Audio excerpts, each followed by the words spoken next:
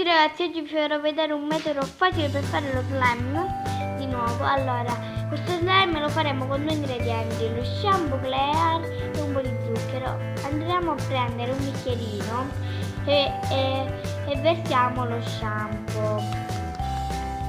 Io te l'ho versato, poi andate a versare lo zucchero e mescoliamo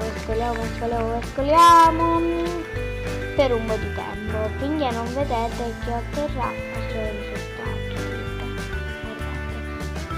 Guardate, così. Se non ottiene questo risultato dovrete aggiungere un altro po' di zucchero e poi mettere questo qui, e dopo che vedete che è dentro un po' più così, lo andiamo a lo andiamo a mettere nel congelatore. Un attimo che scolla tutto. Lo andiamo a mettere nel congelatore. Aspettate che lo mettiamo nel congelatore per 2 minuti massimo. Allora io aspetterò 2 minuti così.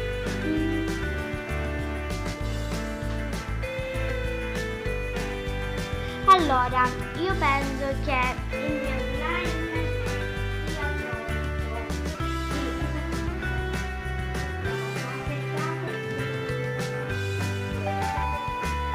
Allora, dopo che lo andrete a tirare fuori, il composto verrà così. Aspettate che ne prendo un bicchiere. Verrà così.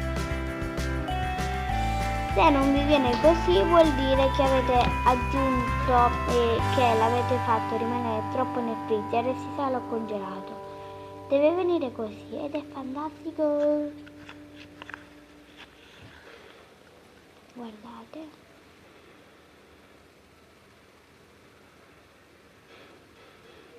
Wow, questo slime mi è piaciuto davvero. Però quello che mi è piaciuto di più veramente è quello verde che ho fatto stamattina, che è questo. Mi è piaciuto troppo, il mio preferito, è tipo gelatina. Wow. Allora, io vi ho fatto vedere questo modo per fare lo slime. Ci vediamo stasera o domani alle 12. Vi mando un bacione, mettete like e iscrivetevi al mio canale.